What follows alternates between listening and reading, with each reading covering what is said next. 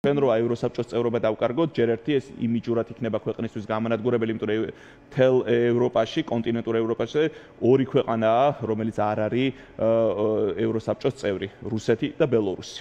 ანუ ძალიან ცუდ ლიგაში მოხვდებით. მეორე მხრივ, აღარ იარსებებს ადამიანის უფლებათა ევროპულ სასამართლოზე წვდომა, აღარ იქნება ვენეციის კომისიის მოსაზრებები, აღარ იარსებებს ციხეებზე და დახურულდაცებულებზე გარე მონიტორინგი, აღარ იარსებებს სხვადასხვა ადამიანის უფლებების ორგანიზაციები, რაც აქ ევროსაბჭოს შიგნით, იმ ორგანიზაციებზე წვდომა, კორუფციის წინააღმდეგ მებრძოლი, მაგალითად გრეკო და სხვადასხვა ტიპის ორგანიზაციები, ქალთა უფლებებზე მომუშავე სხვადასხვა სეგმენტური თემატური ჯგუფები, ადამიანის უფლების სწავლების მიმართულებით. ამიტომ ძალიან დიდი და განუზომელი ზიანი იქნება საქართველოს დემოკრატიული ასე ვთქვათ, მომავლისთვის ევროსაბჭოს წევრობის დაკარგვა.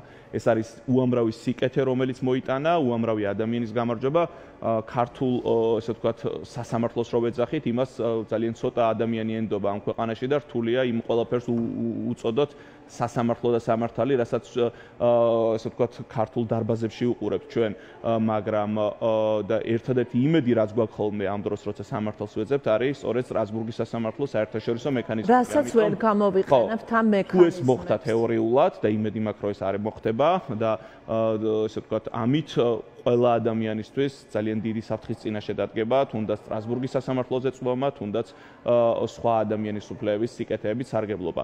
მე შორს ვარ ამ აზრისგან, რომ ეს მყისიერად გვემუქრება, ამის საფრთხე დადგა და პირველად ესე ვთქვათ, ამის მუქარა გაჟღერდა იმის საპასუხოდ, რომ ქვეყანაში გვაქვს სრული ავტოკრატია, რომლის მსგავსიც 26 წლის განმავლობაში საქართველოში არ გქონია. ამიტომ იმედს ვიტოვებ, რომ ესე არ მოხდება და ჩვენ შევძლებთ შიდა და გარე ასე ვთქვათ, წნეხით და ადვოკატირებით იმის, რომ ესე ვთქვათ, ეს თავიდან ავიცილოთ და ავტოკრატიული მიმართულებით მიმავალი ქვეყანა შემოაბრუნოთ. 51 დეპუტატის ეს პოლიტიკური დეკლარაცია, რომელიც გავრცელდა, ორივე საკითხზე საუბრობს.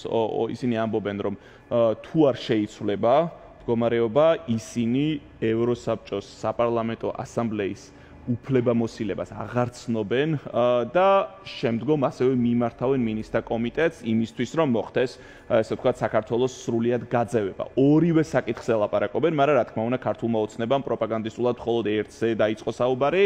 ორივეზე იმიტომ საუბრობენ ესენი, რომ რეალურად საპარლამენტო ასამბლეას მის ხელთ არსებული მექანიზმი, რაც აქ ყველაზე ძლიერი და ყველაზე ასე ვთქვათ, ეფექტური, სწორედ ეგ არის.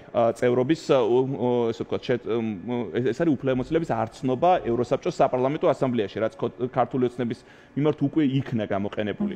მაგრამ მათ ეს კიდევ ერთხელ გაიმეორეს და აღნიშნეს, რომ თუ კი პირობითად ქართული ოცნება ხვალზე ეგ ეცდება, რომ კვლავ უფლებამოსილება მიიღოს, ამ უფლებამოსილების ცნობა არ მოხდება. მაგრამ ამის მიღმა ისინი სრულიად ახალ თემაზე საუბრობენ, რის მსგავსიც არასდროს არ ყოფილა საქართველოსთან მიმართებით, როდესმე ნახსენები და საუბარია იმაზე, რომ საქართველო თუ ამ ავტორიტარიზმისკენ სვლას და ავტორიტარიზმში ყოფნას არ შეწყვეტს, ისინი განიხილავენ შესაძლებლობას, რომ მიმართონ მინისტრთა კომიტეტს, რათა საქართველო მთლიანად, ესე ვთქვათ, იქნას ევროსაბჭოდან გაწევებული.